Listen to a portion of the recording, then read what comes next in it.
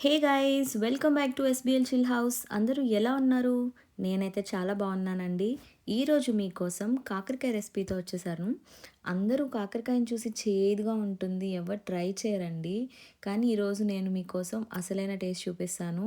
ఇలా కారం వేసి చేశారంటే ఎంత టేస్టీగా ఉంటుందో మీరే చూడండి. చిన్నప్పుడు కాకరకాయ అంటేనే నో చెప్పేసేదాన్ని. ఇప్పుడైతే ఇదే నా ఫేవరెట్ అయిపోయిందండి. టేస్ట్ మారిందా అంటే లేదు. మన చేసే స్టైల్ మారిందనమాట. ఇలా చేస్తే ఎవ్వరికైనా కాకరకాయ నచ్చేస్తుంది. అలా కాకరకాయ ఫ్రై చేసుకొని, అందులో ఈ కారం వేసుకొని, బాగా కలిపారంటే అసలు మ్యాజిక్ జరుగుతుందండి. ప్రతి ముక్కలో ఫుల్ ఫ్లేవర్ వస్తుంది. అసలు ఆ వాసన చూస్తుంటేనే ఆకలేసేస్తుందనమాట. మా ఇంట్లో గూడా కాకరకాయ తినని వాళ్ళున్నారండోయ్! ఇది తిన్నాక మాత్రం ఇంకొంచెం ఉందా అని కూడా అడిగారు. అంత బాగా వస్తుంది. మీ అందరూ కూడా ట్రై చేయండి. కాకరకాయ వల్ల ఎన్ని బెనిఫిట్స్ ఉన్నాయో మీ అందరికీ తెలుసా?